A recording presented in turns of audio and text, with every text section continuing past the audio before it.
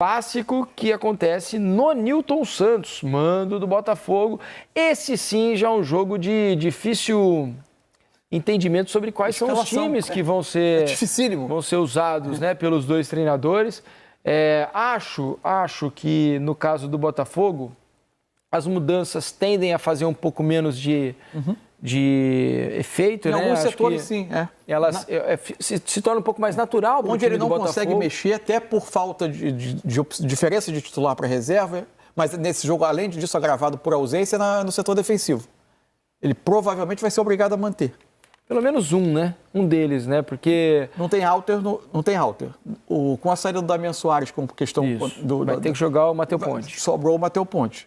Então, muito provavelmente, Bastos, Barbosa, a não sei que ele resolva o Danilo Barbosa de zagueiro, mas aí já é uma mexida maior. O Marçal tá suspenso, então, né? O Marçal também está suspenso.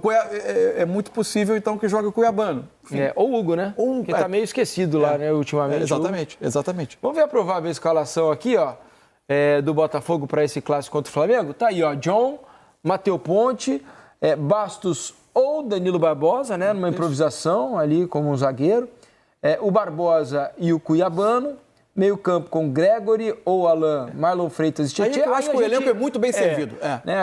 O Botafogo, quase todos os setores tem dois por coisa. Ou é um ou é outro, né, cara? O Botafogo mexe muito nessa posição, né? Então é difícil saber. Mas para mim, os titulares hoje, se você olha os jogos mais importantes, eu tenho a sensação de que Gregory e Marlon são hoje os nomes preferenciais. Exatamente. Há a dúvida ali entre Luiz Henrique e Savarino, com o Thiago Almada, né, nessa formação começando como titular, Tiquinho e o Matheus Martins, que não entrou bem, né? No último jogo contra o Palmeiras, o Matheus Martins não entrou bem. E agora, mas era um momento do jogo um pouco mais difícil do Botafogo. Tem que levar isso em conta. Ele descansaria, então, o Igor Jesus. Isso. Né? Igor Jesus descansando. Um dos dois, ou o Luiz Henrique ou o Savarino, Henrique ou o Savarino. Também.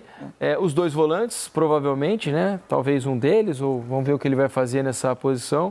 E talvez dê um descanso para o Bastos, né? Ali, se ele resolver usar o Danilo Barbosa como zagueiro.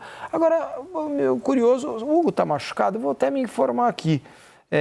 Faz tempo que ele não aparece, né? Faz muito tempo que o Hugo não aparece. E naturalmente, se você tem esses dois não tá laterais... Machucado. A informação é que ele não está machucado. Você tem esses dois laterais e tão bem, assim, nesse sentido, a prioridade tem sido deles pelo momento. E é natural, né? Agora, o sumiço é que é estranho, né? Mas tudo bem que o Marçal voltou de lesão e tal, os dois têm jogado bem quando último jogo, 27 de julho, Cruzeiro 3-0.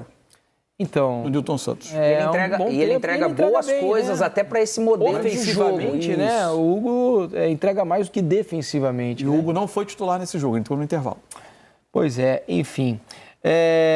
Deixa eu colocar para vocês aqui também uma reportagem que está lá no nosso GE sobre a busca do Botafogo. O Botafogo, com a saída do Damian Soares, foi obrigado a ir ao mercado, né, para tentar a contratação de mais um lateral direito. Então, o departamento lá de scout do Botafogo e tal, que é muito bom, por sinal, tem feito um ótimo trabalho, está tentando caçar um lateral direito no mercado. Eu entendi respeito à decisão do Damian, mas não entendi. Você está num time que pode ser campeão brasileiro brigando, campeão de uma Libertadores, optar por ir. A pior parte foi a condução forma como fez, né? Com certeza, mas é um momento que você fala, poxa vida, parece que ele estava tão adaptado, ajudando tanto, se sentindo tanto em casa, falta 3 meses para acabar o ano. Parece que houve um problema familiar, né? Houve um problema familiar, algo que parece a mulher dele talvez tenha sido assaltada aqui no Rio de Janeiro, alguma coisa que deu uma assustada. Eu li essa informação em algum lugar. Parece que é algo familiar. Foi bem radical, né? A maneira que foi decidida, enfim. Mas a decisão nós temos sempre que respeitar. E se não quer ficar... Essa notícia não está confirmada ainda, não houve uma confirmação oficial. Mas é o que anda no murmurinho aí, é o que se diz aqui. Há um problema familiar e que o Matheus Ponte deseja ser negociado, deseja sair do Botafogo. Por isso...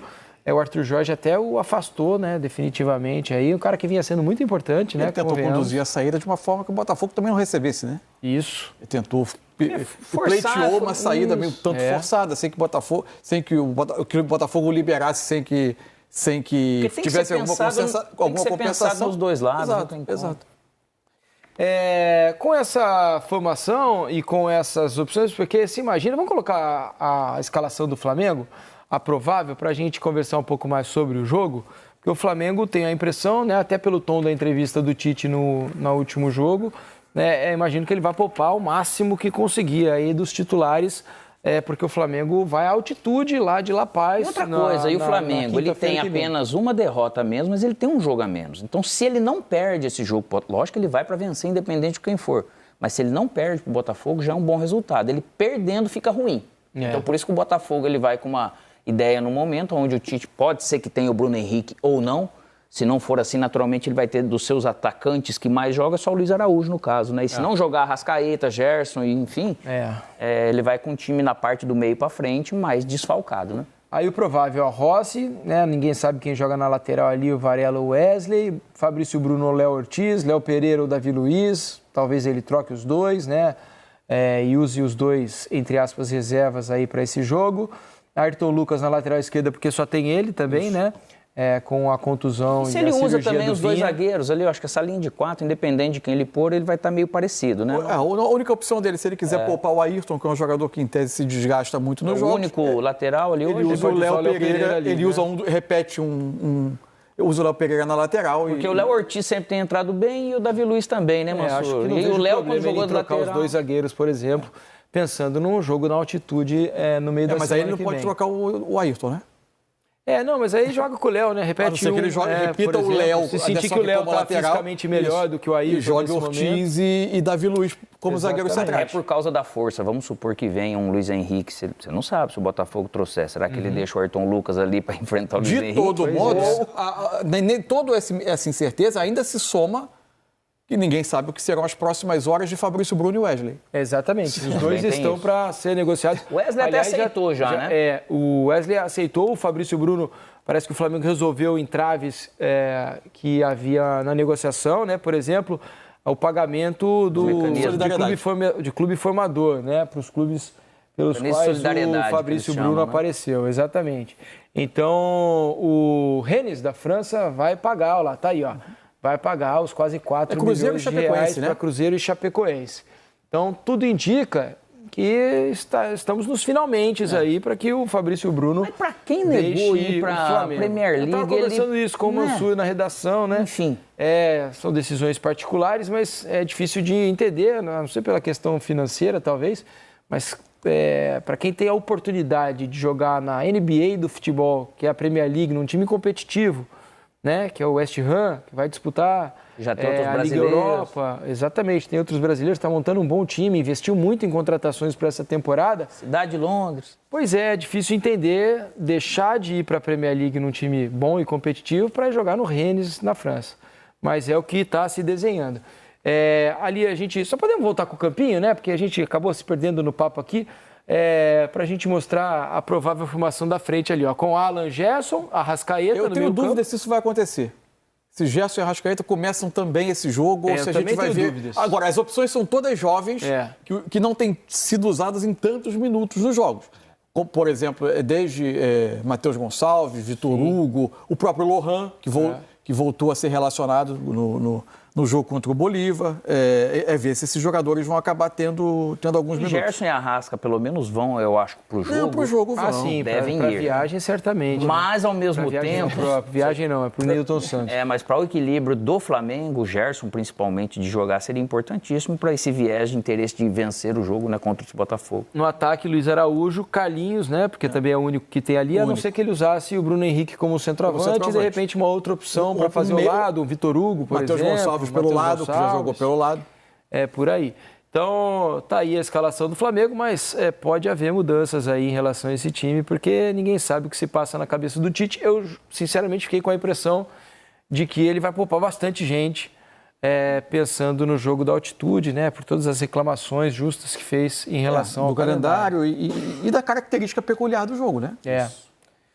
Apesar da vantagem ser boa, né? É um jogo muito atípico pro mesmo Flamengo. Sendo na quinta, né? Mas visando que ainda tem essa viagem, o jogo atípico, ele jogou na quinta-noite. E na fase de grupos, quando o Flamengo foi a La Paz, teve algumas discussões também que se aplicavam ali e talvez não se apliquem agora. Por exemplo, na época foi dito que o Arrascaeta não viajou porque ele tinha um histórico de rendimento ruim, por questões até fisiológicas mesmo na altitude. Acho que é a mesma coisa com o Alan. Isso. O Alan parece que foi identificado, né? Mas o Alan tinha uma questão médica mais clara, né? O Arrascaeta mais de perda de rendimento mesmo. Agora, nessas circunstâncias, eu acho que é outra situação, né? E antes, a primeira vez, tinha todo mundo à disposição, talvez facilitava, às vezes. Ou nem começar com ele, mas levar e, eventualmente, ele jogar menos tempo numa emergência. Se o cara tiver que passar mal, ele já vai passar mal no banco. Você já vai perceber no chegar, no hotel, enfim, não sei a programação que eles vão fazer, mas pelo que eu conheço eles vão na véspera. Para Santa Cruz, provavelmente viajando no dia do jogo. Isso, a princípio é o que eles defendem, né? E as notícias que são ruins, né? A gente já imaginava ontem, né? Quando eles deixaram o campo, Pedro e Gabigol fizeram exames de imagem e foram constatadas as lesões, né? Na parte muscular, né, dos dois jogadores. Um na coxa, o Pedro na coxa esquerda, né? Parte de trás da coxa esquerda. O Gabigol na parte de trás da coxa direita. A informação é de que a lesão do Gabigol parece um pouco mais grave do que a do Pedro.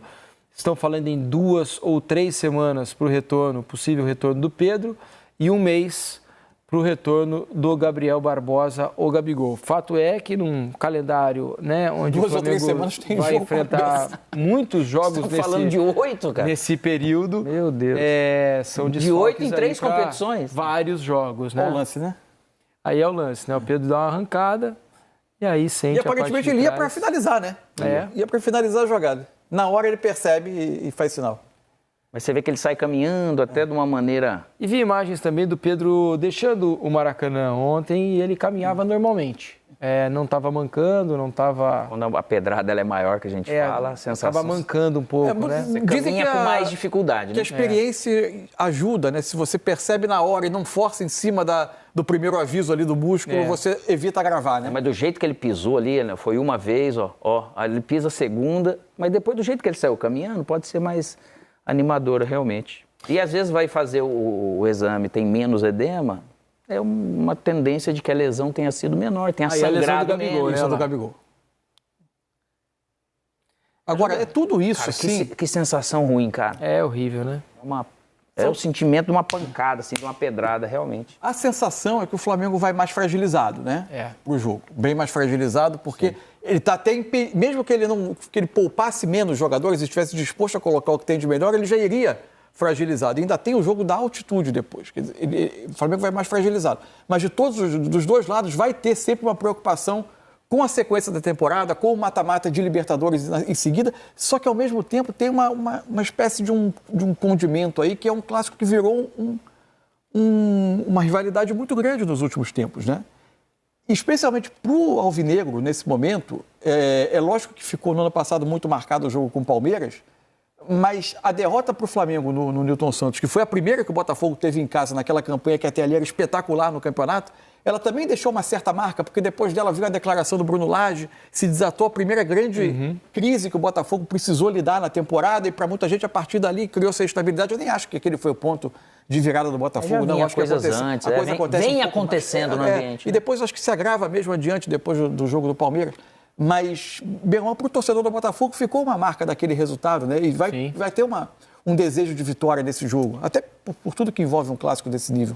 É difícil lidar com todas essas questões de parte física e das questões emocionais que o calendário brasileiro acaba colocando. E não tem refresco, né? Por exemplo, o Botafogo faz o jogo contra o Palmeiras, né? Decidindo a vida na Libertadores na próxima quarta-feira, e depois pega o Bahia. O Bahia fora de casa do Campeonato Brasileiro, ou seja, não tem folga, né? O Flamengo no final de semana que vem joga contra o Bragantino no Maracanã. Então a sequência vai exigindo muito para times que estão, né, na disputa do título, e qualquer ponto deixado pelo caminho pode fazer falta lá na frente, porque hoje vai lá, não, mas tem muito campeonato para recuperar, tem e tal. Só que você pode perder o título lá na frente por 1 ponto. É claro. Você pode perder o campeonato por 2 pontos. São 2 pontos que, de repente, você deixou numa rodada em que você utilizou reservas num jogo contra um postulante ao título, né? Como por exemplo, o jogo desse final de semana para Flamengo e Botafogo. Pensa na tomada de decisão que São Paulo e Palmeiras vão precisar fazer. É um clássico que também tem uma rivalidade muito grande envolvida nos últimos tempos, né? Entre os clubes, e isso acaba passando para o campo. Eventualmente, se o Botafogo ganha o clássico do Flamengo, o perdedor desse jogo se vê 8 pontos atrás. 8 pontos atrás do Campeonato Brasileiro é muita coisa. E são 2 times que têm todas as razões para terem ambição de título. porque tem bons elencos, bons jogadores e boa pontuação. O São Paulo vem tendo uma melhor, teve na média, né? Então, com as suas oscilações, uma melhora de rendimento. O Palmeiras não vive o melhor momento, mas obviamente é um eterno candidato. 8 pontos num campeonato como esse é bastante coisa. E abre-se 3 vitórias do perdedor. São muitos os prejuízos, né? Porque podem ser causados por uma derrota. E assim daqui para frente, por mais que uma rodada, 2, não vai definir o campeonato para um ou para outro, mas ao mesmo tempo pode realmente gerar um benefício muito grande para alguém. É um momento de risco, né? Nós estamos vendo assim, né? Então, é um momento que essa administração de elenco, de condição física e emocional vai ser importantíssima. Só mais um detalhe, é que eu acho que às vezes isso não é tão... Parece que passa um pouco a margem e é importante, assim. Não é só evitar que o jogador se lesione. É lembrar que quando entra em campo 2 times de futebol, tem uma competição. Se o teu lado está fisicamente menos preparado para competir, o outro tira partido. Sim, né? Claro. Lógico. Se o outro lado, se você vai enfrentar um adversário, como acontece no futebol brasileiro, com 20 jogos a menos na temporada que você precisa se preocupar com a carga de jogos e de minutos que os jogadores têm nos dias anteriores ao jogo, porque o outro vai estar mais pronto para competir. E não tem como você... Não é só não estar lesionado. E não tem como você pegar um atleta que está numa sequência de jogos de 6, 7, 10 jogos, jogar contra outro que está numa sequência de 3, 4 jogos. Lógico que ele tem uma condição física melhor, mas ele também tem um recovery, tem uma recuperação menor. Os ciclos dele entre um jogo e outro, não tem como, independendo do trabalho. Treinar. Até falando nisso, o que eu não gostei, assim, não sei se a gente iria falar ou não, a questão da forma que o Sindicato dos Atletas respondeu o Tite, eu achei deselegantíssimo, assim. Posso ler aqui? Vou até ler 2 trechos aqui. Para você que não está muito ligado, ontem o Tite fez duras críticas aqui, né? Com razão ao calendário brasileiro, a falta de sensibilidade, inclusive, do sindicato, né? Ao aceitar as condições que são impostas aqui pela Confederação Brasileira de Futebol quando o calendário é feito. E aí o sindicato não gostou da declaração do Tite, respondeu de uma maneira rude. E aí, a carta é longa, não dá para ler ela toda aqui, mas vou ler 2 trechos. Aspas para a carta do sindicato. O senhor deveria ter aproveitado seus 8 anos no comando técnico da seleção brasileira e ter lutado ou convencido a Confederação Brasileira de Futebol a mudar o calendário. Não recordamos de nenhuma atitude da sua parte nesse sentido, em razão de defender jogadores, pois provavelmente não era conveniente para você tratar do assunto. Que o senhor explique aos seus atletas que, devido aos seus incômodos e falta de capacidade para lhes dar uma consistência de jogo que eles atletas terão que renegociar seus contratos com valores muito menores, já que, por motivo óbvio, as televisões diminuirão drasticamente os valores negociados e investidos e, por consequência, devido à menor exposição, os patrocínios serão reduzidos, né? E aí segue a carta assim, né? E vou te dizer que a carta me parece um absurdo completo, assim, né? O tom, o jeito de se dirigir ao Tite, vem com raiva, apenas falar uma sobre o trabalho do Tite no Flamengo, foi um negócio construtivo completamente deselegante. O único ponto que eu acho que o sindicato tem alguma razão é quando, de fato, eles falam que o Tite passou 6 anos, né, trabalhando foram 6, né? 6 anos trabalhando. 8, né? Na Confederação Brasileira de Futebol, como técnico da seleção. E nesse período, realmente, o Tite poderia ter tentado fazer alguma coisa para ajudar nesse calendário esdrúxulo que a gente tem aqui no Brasil desde sempre. Então, o Tite podia ter usado lá a sua influência sobre o presidente da federação, da confederação, sobre o diretor será que ele não tentou fazer? Então, não sabemos, né? Mas acho que isso ele poderia vir a público para dizer, olha, realmente tem que ter. Eu tenho certeza que sim, então, porque o Tite sempre foi, e até a fala dele e a crítica em cima do sindicato, querendo realmente o melhor pro atleta. Claro. Não somente pro clube dele, mas ele sempre fez isso, sempre discutiu isso e é a conduta dele. Uhum. Todo o ressentimento do sindicato, quando é citado dessa forma que foi, às vezes o sindicato vai tomar alguma decisão que ele não tem também o que fazer, como outras coisas não tem, às vezes ele não vai ter força disso com os atletas também não têm essa união, nunca teve, né? E no momento que teve, gerou um monte de discussão, só que também teve muitos momentos que o sindicato também nunca foi de perguntar para os atletas o que os atletas querem ou não, igual a CBF nunca perguntou se serve ou não, para os treinadores nunca perguntaram ou não, então às vezes o questionamento vem da maneira da resposta do sindicato, que eu acho que pega no lado de julgar a capacidade do Tite. Aí, é um absurdo. Acho que não precisa. É deselegante, né? É deselegante. E, ao mesmo tempo, nessa questão de falar, ele não fez, ele pode ter tentado fazer. Eu já conversei com pessoas e tem coisas dentro da CBF que não permite que isso aconteça. E não foi só com ele, treinador da seleção. Então, tem muita gente que quer sim o bem. Eu acho que o Tite poderia, quando ele reclama, ele poderia ter exposto isso. Ele fala, olha, quando eu estive lá, eu tentei fazer isso e tal, esbarra em tal negócio, é o Mansur que não quer e tal, entendeu? Ele podia dizer claramente, olha, quando eu estava lá, eu tentei, eu falei com o presidente, eu fui no diretor de competições, eu exigi, eu briguei e tal, mas me vi sem força, porque eles não querem mudar. Entendeu? Então, aí eu acho que podia deixar mais claro isso. Deixa eu só ler mais um pedacinho, que eu estava relendo a carta aqui, e achei mais um trecho aqui que me parece um absurdo completo, Mansur. Aí, em seguida, você já faz todas as considerações. Olha só, a carta diz mais esse trecho aqui, olha. O senhor trabalha em um dos maiores clubes do mundo, com uma estrutura extraordinária, com um elenco numeroso, formado por jogadores fantásticos, e mesmo assim não encontra soluções internas para evitar lesões, desgastes e um bom rendimento técnico. Então, se você junta, absurdo, né?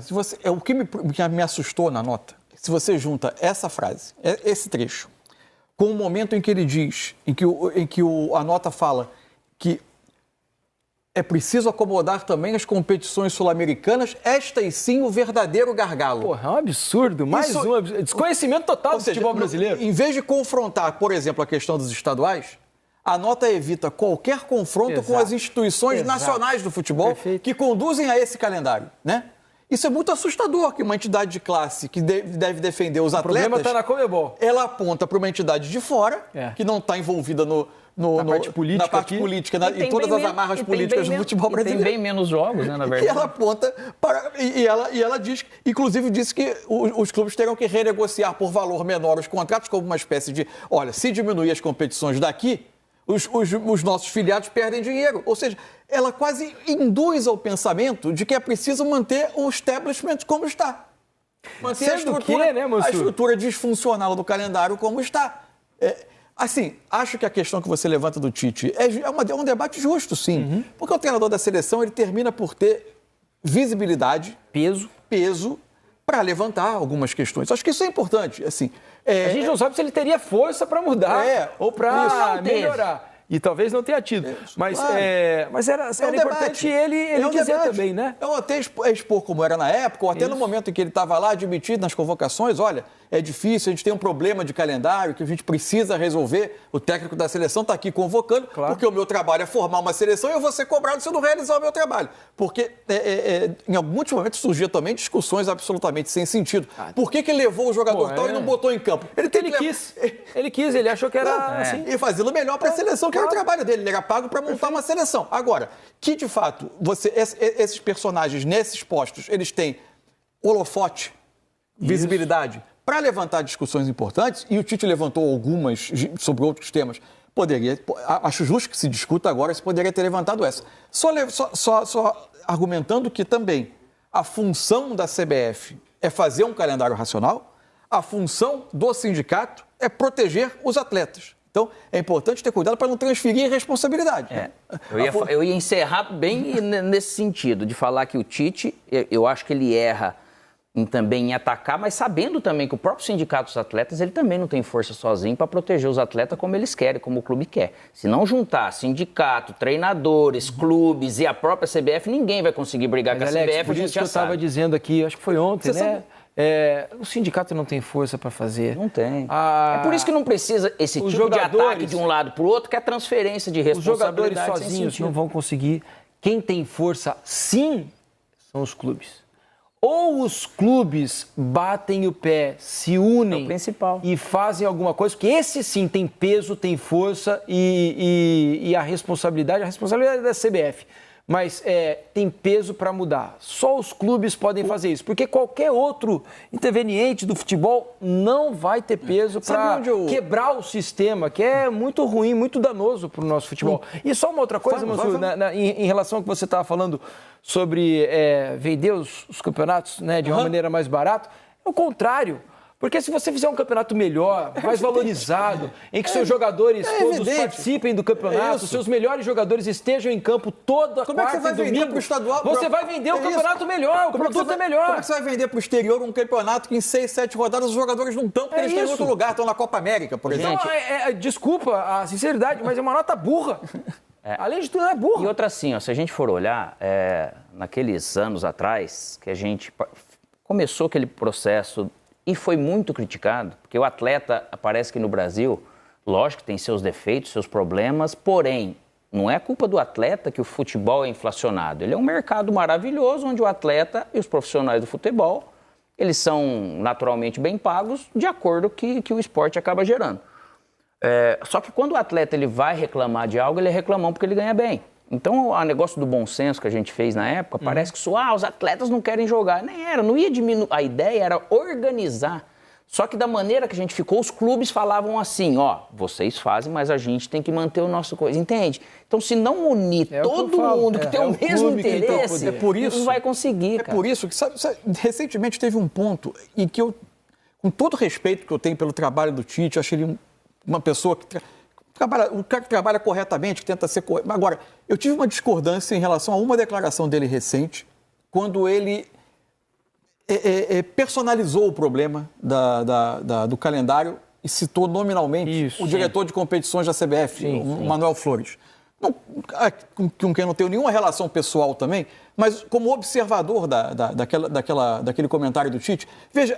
Ele é um funcionário da CBF que tenta fazer o elefante caber dentro da casinha de cachorro, que é pequeno dentro de um enorme complexo problema de costuras políticas do futebol brasileiro. Então, me pareceu injusto ali que ele fosse o rosto do problema, né? Talvez o ataque à direção da CBF, a federações, a um colegiado de clubes. E aí sim, você está lidando com quem de fato tem o poder.